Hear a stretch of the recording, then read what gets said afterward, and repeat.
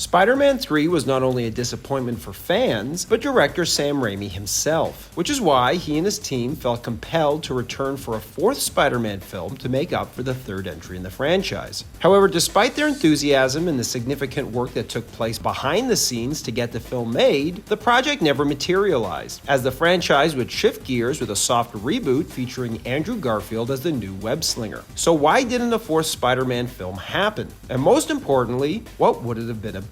To answer those questions and more, let's dive in and take a look back at what could have been Sam Raimi's Spider-Man 4. But first we need to go back to when Sam Raimi began work on Spider-Man 3. Initially, he envisioned Sandman and Vulture as the film's two villains. After turning in the script, however, producer Avi Arad pushed back and argued that Vulture didn't make for a compelling villain. Further, he accused Raimi of only featuring his personal favorite Spider-Man villains in the films over those more popular with fans, like Venom, who had exploded in popularity during the 90s and early 2000s. The character who's arguably the most popular Marvel character of all time. Eventually, Raimi reluctantly agreed and replaced Vulture with Venom. Unfortunately, Arad wasn't done meddling and also requested Raimi include another love interest for Peter, forcing him to shoehorn Gwen Stacy into the mix too. And the end result was a bloated film with too many characters and subplots, ultimately feeling like two different films shoved together. The one Raimi wanted to make, featuring Sandman, and the one the studio forced him to make, featuring Venom and Gwen Stacy. And it's clear from the final product that Raimi's heart wasn't completely in it, as he'd go on to admit a few years after the film came out that while he tried to make it work, he didn't fully believe in all of the characters and felt the film was awful. Angry that he not only let himself be talked into making a film he didn't fully believe in, but also that he let down fans, Raimi wanted another crack at it and was determined to go out on a high note with Spider-Man 4. When asked about complaints that there were too many villains in Spider-Man 3, Raimi agreed, saying having so many villains detracted from the experience, which is why on the fourth film he wanted to go back to formula.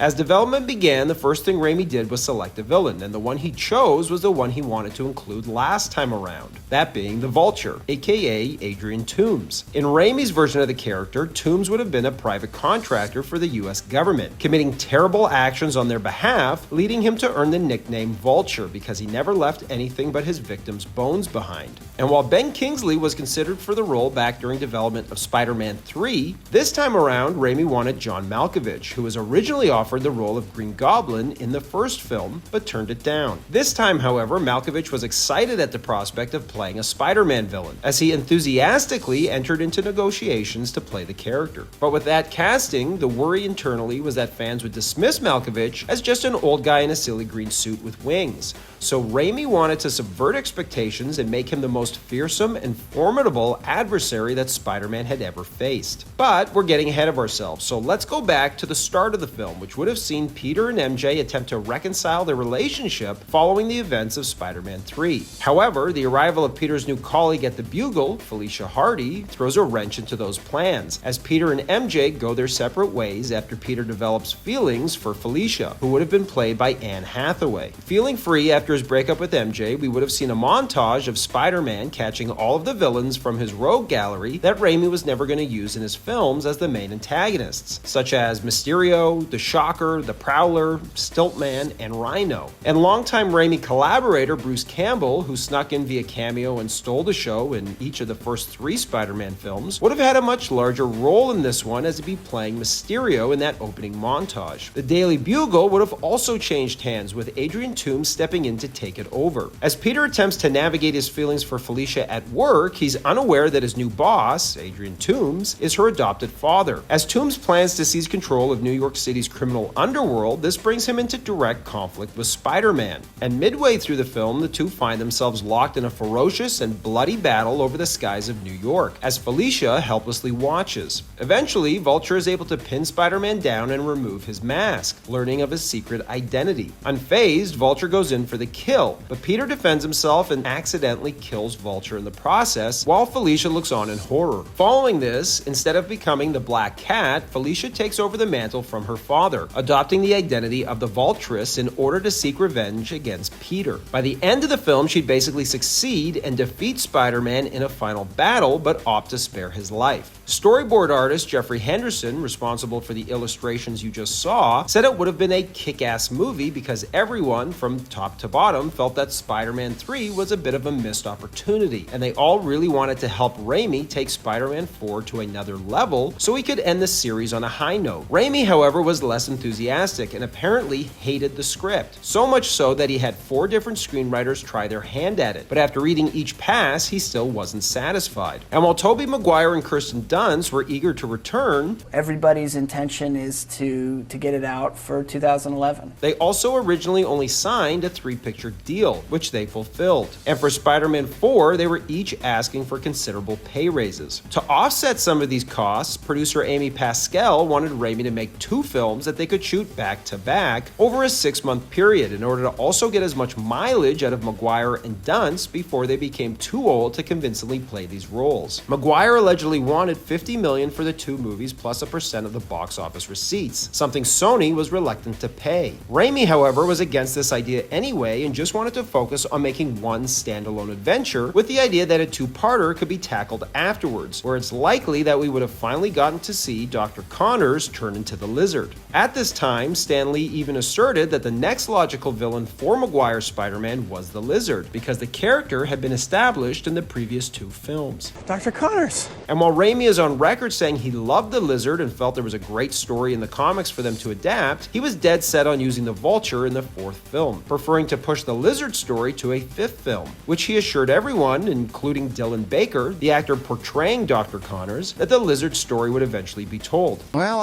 that's the thing about Sam is that, villains are fascinating to him. It's like, what is it that makes a villain? And it's pretty interesting. So wherever Sam wanted to go with that, I'd be fascinated and going along. It's at this point that the studio began to push back yet again on Raimi's choice of villain, as feedback from fans to news of Vulture being the primary antagonist and Malkovich playing him was met with a negative reception online. As for who the studio preferred over Vulture is unknown, but I'd wager it was the Lizard for 2 reasons. One, once Raimi left the film, that's who became the villain in Mark Webb's Amazing Spider-Man, and 2, my favorite villain of all time is Connors.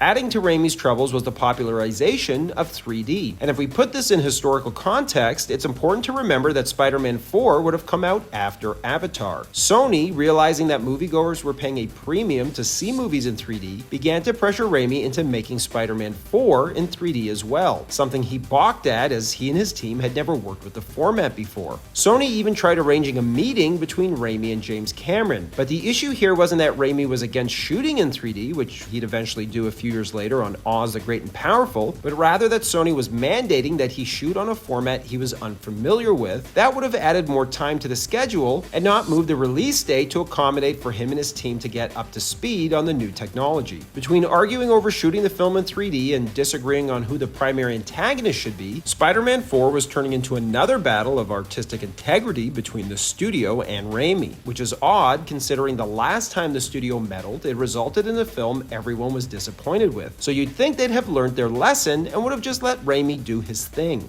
I told you to stay off this set and never come back. I love that. While this was all going on, Sony began making contingency plans by prepping a reboot behind Raimi's back. I was originally hired to write Spider-Man 4 and was really sort of excited to come in and do that because I wanted to, no one had sort of finished out a superhero franchise before, sort of on purpose. So Amy Pascal called me and she said, listen, we're not gonna end up making Spider-Man 4, but would you be interested in helping us to start again with the franchise? Eventually, Raimi felt he couldn't meet the studio's hard release date while maintaining creative integrity and decided to bow out, saying, I was very unhappy with Spider-Man 3 and I wanted to make Spider-Man 4 to end on a very high note, the best Spider-Man of them all. But I couldn't get the script together in time due to my own failings, and I said to Sony, I don't want to make a movie that is less than great, so I think we shouldn't make this picture. Go ahead with your reboot, which I know you've been planning anyway. And that's exactly what Sony did, announcing their their rebooted Spider-Man literally days after Spider-Man 4 was canceled. And not only would they get their choice of villain in the film with the Lizard, but they'd be cutting considerable costs by not having to bring back Raimi, Tobey Maguire, and Kristen Dunst for inflated wages. Remember, Maguire was asking for $25 million plus a percent of the profits for the sequel, whereas his replacement, Andrew Garfield, was paid just $500,000 for the reboot. Unfortunately, as Sony marched ahead with their reboot, they blow it, have to turn to Marvel for assistance, and reboot again. But with the introduction of the Multiverse and the return of Tobey Maguire, coupled with Sam Raimi directing Doctor Strange, the talk of doing Spider-Man 4 began to intensify once more. I didn't think it was possible, but after jumping back in with the Multiverse, I realized that just like Doctor Strange does, anything is possible now. So I'm completely open to it. Thanks for watching, everybody, and don't forget to like and subscribe to Bullets and Blockbusters for more great content.